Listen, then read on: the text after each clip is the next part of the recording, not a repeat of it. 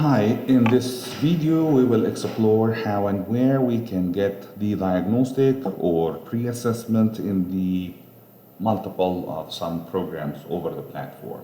So we would like to start with the AGA, Algebra 1 for example, Geometry, Algebra 2. We can find, I'm gonna pick the Algebra at the table of contents level. Over here you will see that there is a folder which is called the beginning of year assessment.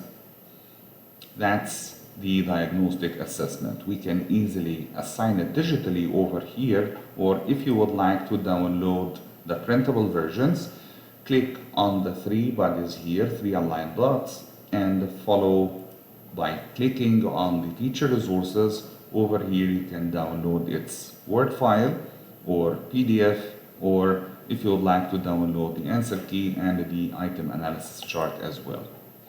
Very similar. You will see that the integrated math also has the same feature in the programs. Now let's explore the experience physics and chemistry. Let's first start with the chemistry. That's the first one here, experience chemistry. In experience chemistry, at the table of contents level, scroll down until you locate the folder that is called Program Resources.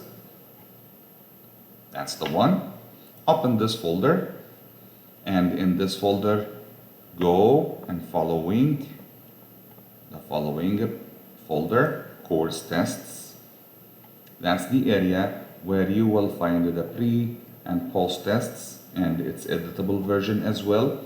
Again, if you would like to customize, if you would like to have access to the teacher resources, to that online one or the other one, you could always do this. Okay, very similar to the experience chemistry. Let's explore the experience physics. Here is the experience physics. It has a little bit of change. Again, at the table of contents level, go and find the additional program resources folder, this one, and then following, you will see that there is a course tests folder. At that course tests folder, you have the math readiness tests here. That's the readiness test for the physics. Okay.